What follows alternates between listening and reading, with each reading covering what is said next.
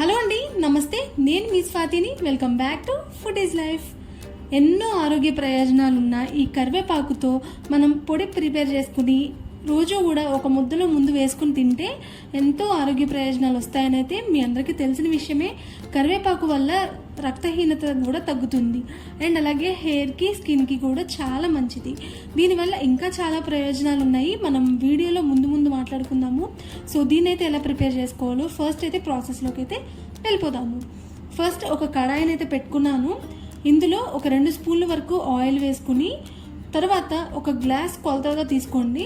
అందులో పావు గ్లాస్ వరకు పచ్చిశనగపప్పు వేసుకున్నాను. సో అదే కడాయిలోకి ఇంకొక పావు గ్లాసు మినపప్పును తీసుకున్నాను. ఆ తర్వాత సేమ్ అదే గ్లాస్లోకి హాఫ్ గ్లాస్ వరకు ధనియాలు తీసుకున్నాను. సో నేను ఇక్కడ చెప్పినట్లు పక్కాగా ఇదే కొలతలతో తీసుకోండి, మీకు ఖచ్చితంగా మంచి టేస్ట్ అయితే వస్తుందన్నమాట. సో ఇవన్నీ కూడా వేసేసుకున్నాం కదా, ఆయిల్లో చక్కగా మనకి కలర్ చేంజ్ అయ్యి మంచి అరోమా వచ్చేంత వరకు స్టవ్ అనేది లో ఫ్లేమ్లో పెట్టుకుని వేయించుకుంటూ ఉండాలి. నేను ఇక్కడ అన్నీ కూడా ఒక చిన్న గ్లాస్ కొలతతో అయితే మీకు చెప్తున్నాను. సో అదే కొలతతో మీరు కూడా ఏదైనా కానీ, ఆ గ్లాస్ అనే కాదు, ఒక కప్పు కానీ ఏదైనా కానీ పెట్టుకుని మీరు కూడా అదే కొలతలతో తీసుకోండి. సో ఇక్కడ చూస్తున్నారు కదా, మనకైతే తాలింపు అయితే రెడీ అయిపోయింది. సో ఇదంతా కూడా ఒక ప్లేట్లోకి అయితే ట్రాన్స్ఫర్ చేసుకుంటున్నాను. సో ఇప్పుడు మళ్ళీ అదే కడాయిలోకి ఒక గ్లాసుడంతా మనం ఇందాక చూపించుకున్నాం కదా, సో ఆ గ్లాసుడంతా ఎండుమిరపకాయల్ని తొడిమెలు తీసేసి కడాయిలోకి వేసుకున్నాము. సో ఇది కూడా లో flame to medium flame adjust చేసుకుంటూ వేయించుకోవాలన్నమాట. కలర్ చేంజ్ లైట్గా అయ్యేంత వరకు వేయించుకోవాల్సిందే. సో ఇప్పుడు ఇవి కూడా వేగిపోయిన తర్వాత మనం పప్పు దినుసులన్నీ వేయించుకున్నాం కదా, అదే ప్లేట్లోకి తీసేసుకుని ఇవి కూడా చల్లార్చుకోవాలి.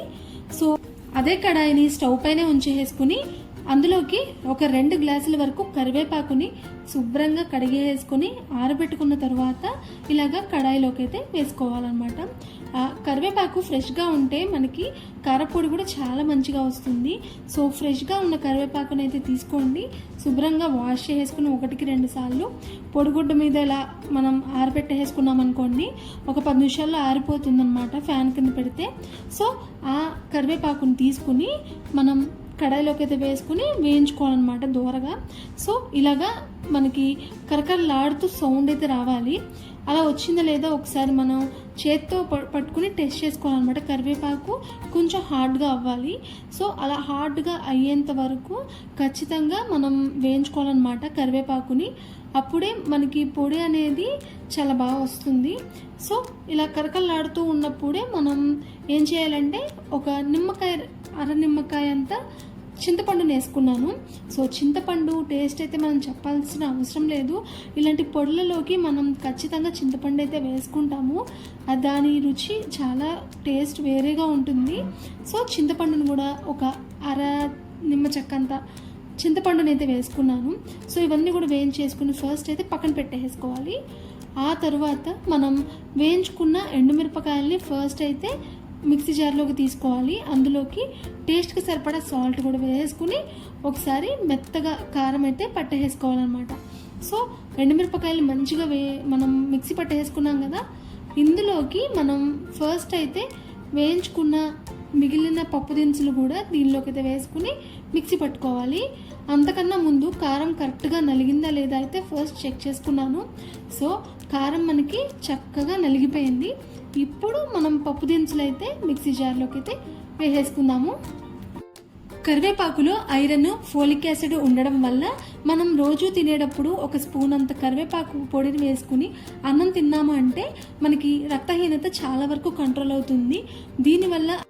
దీనివల్ల అజీర్ణము, కిడ్నీ సమస్యలు అనేవి చాలా రకాల రోగాలు అయితే మనకి తగ్గించుకోవచ్చు. ఇప్పుడైతే మిక్సీ జార్లోకి వేయించుకున్న కరివేపాకు అండ్ అలాగే చింతపండును కూడా యాడ్ చేసుకుని మెత్తగా గ్రైండ్ చేసుకోవాలి.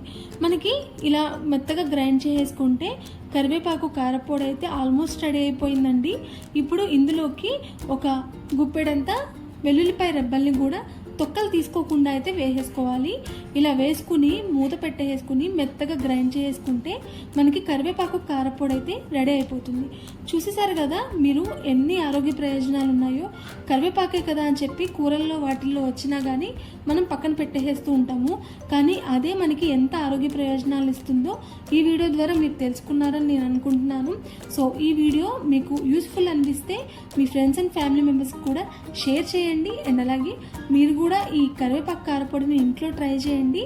ఈ వీడియో మీకు నచ్చితే లైక్ చేసుకుని సబ్స్క్రైబ్ చేసుకోండి.